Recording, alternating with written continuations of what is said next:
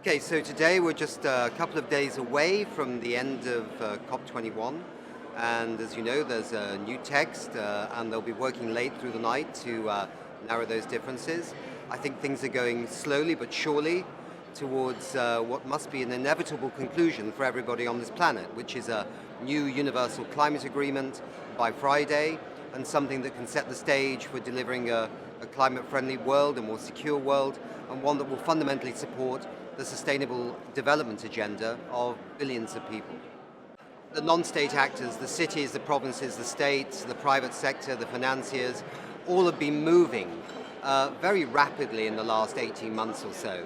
And here in Paris, in a sense, a lot of that has been crystallized. You've heard of maybe something called the Lima to Paris Action Agenda.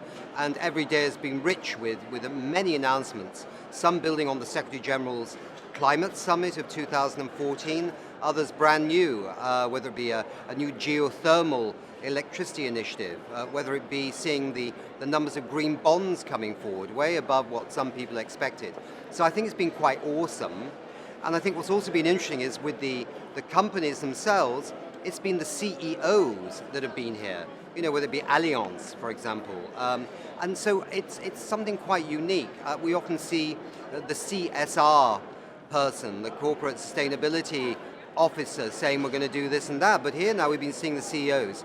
So this transition towards a low carbon world, this transition to maybe one day a zero carbon world at the end of this century is now irreversible, and the Paris Agreement can give it that greater impulse, can give it that greater catalyzation and urgency, and that's why the Paris Agreement is so important.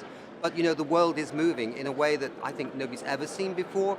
We really do feel we're at a turning point because so many non-state actors now are aligning themselves with government policy.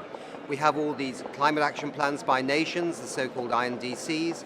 Honestly, if you'd asked us 12 months ago when we had the UN Climate Conference in Lima in Peru, that we would have had 186 plus nations putting their climate action plans on the table before Paris and in Paris, we would have thought that you might have been, smoking something, right? It was just so incredible to see this number. So everything is aligning in a very fascinating way from all sectors of society. And we really do think that this is the beginning of a new dawn of action, a new dawn of sustainable development where climate is not some distant issue, but is actually very much integrated in whether it's the oceans, whether it be fresh waters, whether it be health. So many issues now with the climate agenda is merging with those issues. It's a very positive atmosphere.